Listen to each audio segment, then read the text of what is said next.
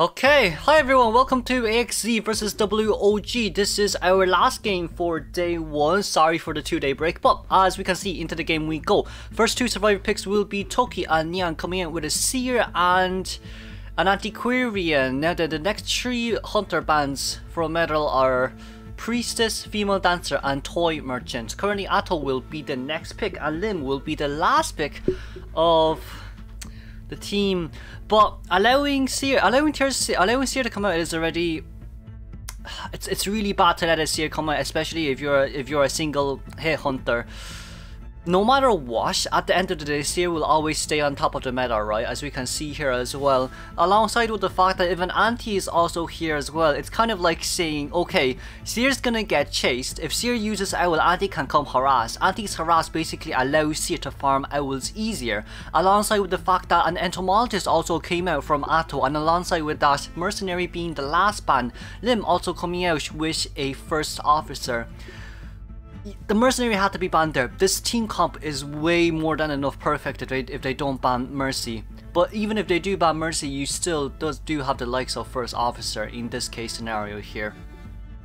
But I mean, the reason why Gravekeeper isn't viable is because Bonbon. We can see Bonbon does counter this team pretty darn hard, but this is also a big map as well. So even if you get a Bonbon now, you probably won't get a lot done, to be fair with you on that point. And even if it's a Bonbon, it's kind of like saying, okay, let's just say it may be a Bonbon, it may be a Chip Hunter, because Bonbon does come out on this map quite a lot. First Officer coming in is not such a bad pick, after all, with his mini tide, alongside with the fact that Anti-Current can also be a guarantee rescuer just by sweeping the bombs away from the floor. Now then, from Metal, it does seem like WoG Artist will be coming out here. It's not such a bad pick, but also it's also one of the worst picks. Because for WoG Artist to win this game, first and foremost, you need to wait for clenching effect to pop. Secondly, if you do decide to bring Blink, you're basically asking yourself now, okay, can I chase the Antiquarian? What if she staffs me and I get this stun meanwhile she's stunned? Can I chase the entomologist? No, not really, because she moves darn fast and can cut through corners really fast, so you can't land any WoGs on them. And there's also the first officer. You would argue first officer may be a little bit easier to get if you just land some WoGs and predict where he goes, but no, it's not that easy. So there's only a Seer here who's currently spawned very far away from the WoG Artist as well. Seer most likely will be rotating towards Graveyard Gate and maybe, you know, straight into Graveyard. Maybe straight into Graveyard may be a little bit safer. But here, as we can see, this is WoG versus AXG. We have First Officer, Antiquarian, Seer, Entomologist, alongside which WoG Artist as our hunter here. This does come off as one of the biggest problems as well, though, if you do allow a Seer out. Though I still feel like there's no need to ban Priestess. There's really no need to ban Priestess if you're going to play WoG Artist here. Just ban the Seer, no matter what, at the end of the day. And then, as we can see, Metal's currently rotating towards the double pallet one window here. Does not see the Seer nearby. Predicts that the Seer actually ran towards Schoolgate right now. Toki, who is the first officer, is now rotating away. Probably will have Tinnitus. Probably will have Tinnitus right now, locking that window there immediately from Metal. Toki being first chase is already really bad for Metal, and as we can see as well, Metal's, it's Peepers WoG Artist in such a big map like this. I personally wouldn't recommend it. There's no point in bringing Peepers for WoG Artist, and here as we can see, the bell has already ran. Nyan already on his way behind the detached house. Now there you may be able to land some WoGs here, but there's also an Anti-Current that's similar to an Ento. This Anti-Current is also very similar to an Ento who can cut corners really fast here, as we can see, not being able to land a single WoGs on the Anti currently. Ciphers are still going up pretty darn fast, places down the Peepers right there, but this Anti-Current doesn't have to vault. Well, she could just staff them, but like, I guess she just vaulted down at the end of the day. Currently Anti-Current has 40 points of WoGs by the time, oh no, never mind, that's really fast, but it wouldn't really do much for you. It really wouldn't do much for you if there's a Seer out there with an owl. Seer giving the owl right there, and the entomologist with the support, as you guys can see here. This is really hard to play right now. Nyan currently staying near his pallet right there, slow vaulting down, Metal jumping down here immediately. Must break that pallet. It seems like this is a slow breaking WoG Artist. Yeah, once again, it just comes with the problem where, okay, you have peepers, but how would you end survivors fast? In current day meta, blink is needed a lot. The times when you don't need blink is the time when you aim for a seer. That's the only time when you don't need blink in this meta. Well, maybe for Bombman and Wax, because Wax does counter seer. And then here, as you can see, once again, Anti-Current just using the speed buff from her staff. That's all what she needed to do. She also does have Flywheel as well though, so Liana is already currently doing a really good job as well, not using any of her staff. Just, you know, cutting corners right here as much as possible to dodge the Wax right there. Once again, very lovely done by the Anti. Anti cutting corners here will be very important. That's one staff, that's two staff. What can you do? You're disarmed. Nothing you can do about it. So chasing Anti-Current is a huge dilemma here for Wax Artist. It is a huge dilemma here for Wax Artist, but as we can see, hitting down the Anti-Current immediately, 4.5 ciphers done. Honestly, 4.5 ciphers done. You can't really lock any of the ciphers here unless you want to lock the Seer cipher, but even if you do decide to do that, Seer cipher is also almost done. Seer cipher is the one at 90%, right, if I'm not wrong? But yeah.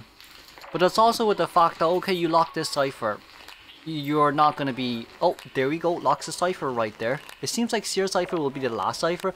But also what this means is the fact that... Oh, that was a no damage rescue. That was a no damage rescue. That's really bad then if it was a no damage rescue. Gets us a hit on Anti-Current right there. As we can see as well, Lim currently opening a chest for Anti-Current endgame.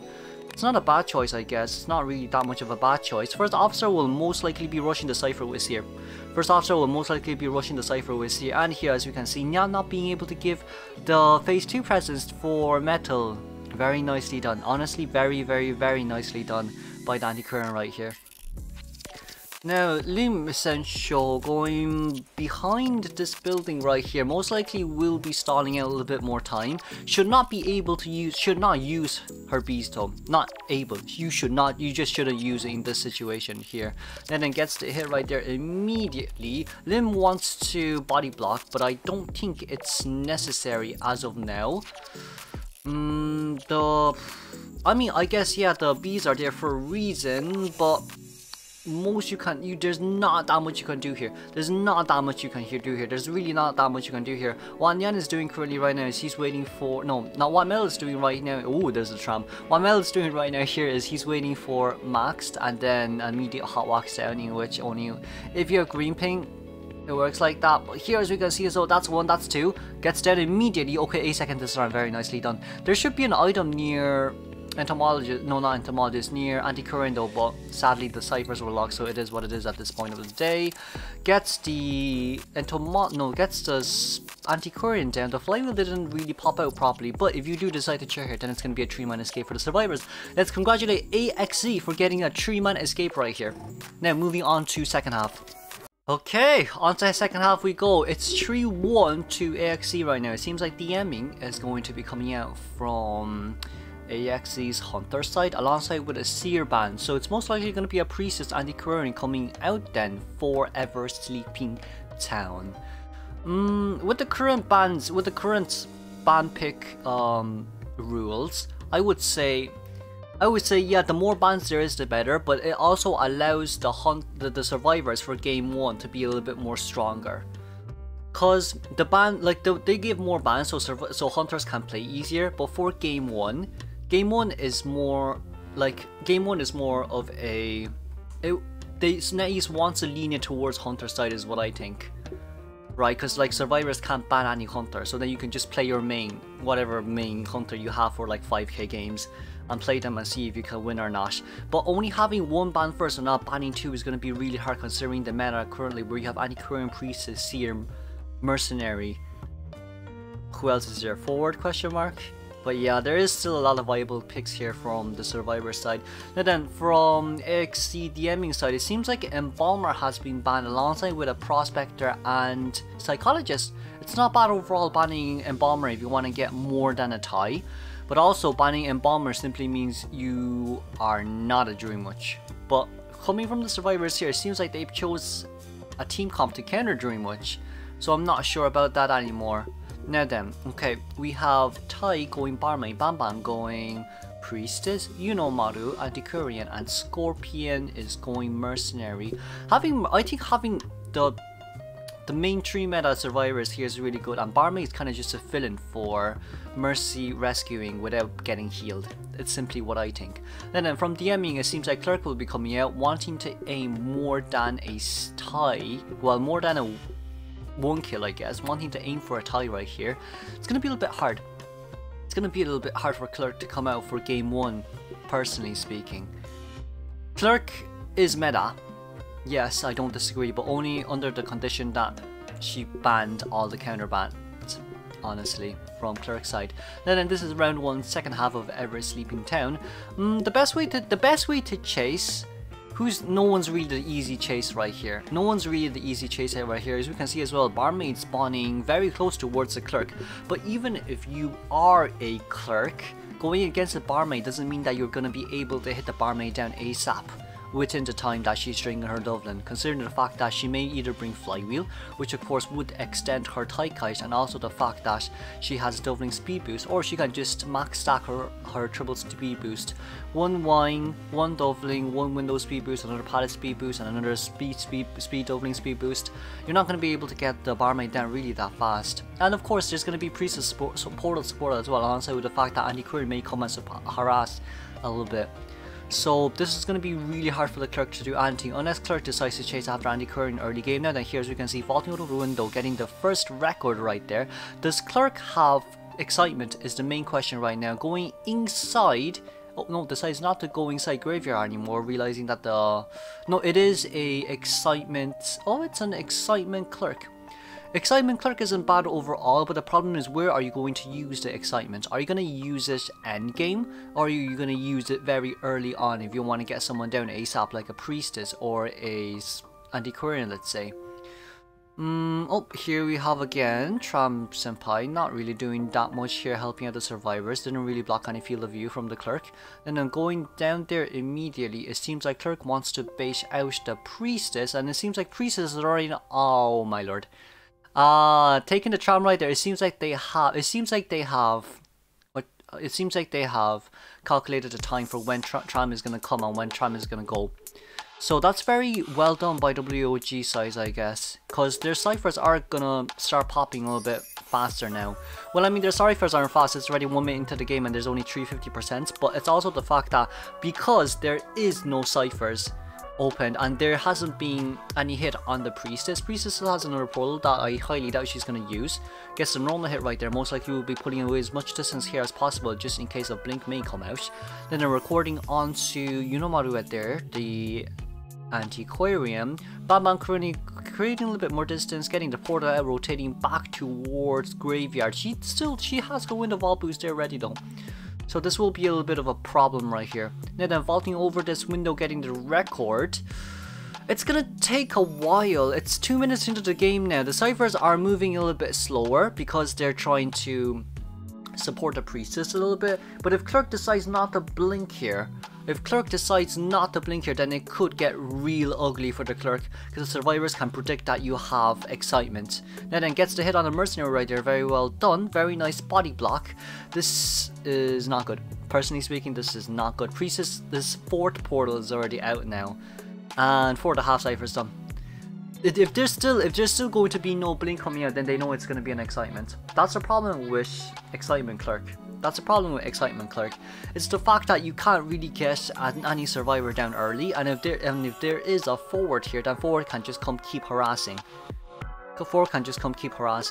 But the forward for this game would be the Antiquarian, so we'll have to see how that goes. But when I talk about harass, I don't mean harassed balloon rescuing. I mean harass mid-kite. Just stun it for like 1 to 2 seconds and that's all what you need. But here, as you can see, 4.5 ciphers done. Really fast ciphers, really fast cipher. We can see Mercenary already starting the last cipher right there at 6%, getting the record on Antiquarian right now. Mercenary starting the cipher behind Clerk's back as well. Oh, I don't think Clerk realizes this as well. But if the Antiquarian is going to come in to rescue, then the Antiquarian has to be very discreet about this. But it doesn't seem like Antiquarian is going to come in to rescue, because it seems like they do want to allow Bamban, the Priestess here, to pull a little bit more distance away from the cipher, just so the Antiquarian can heal a little bit faster. Not heal, decode a little bit faster. But no, that was a body block. That was a very well played body block. Oh, that was a very well played body block. I was about to say there's probably no point in body blocking, but if this body block came out, then it just means DMing is going to lose. You're gonna lose. You're gonna lose Priestess here. You're gonna lose Priestess here. Okay, WoG is doing very good right now. WoG is doing very good right now. The survivors are doing very good right now. The biggest problem would be the fact that if DMing is gonna decide to chase after Anti-Korean, then that means the Clerk will be using excitement here. Still using the staff to gain as much distance as possible, which, you know, understandable. Have a great day. Wait, Vault. No, never mind.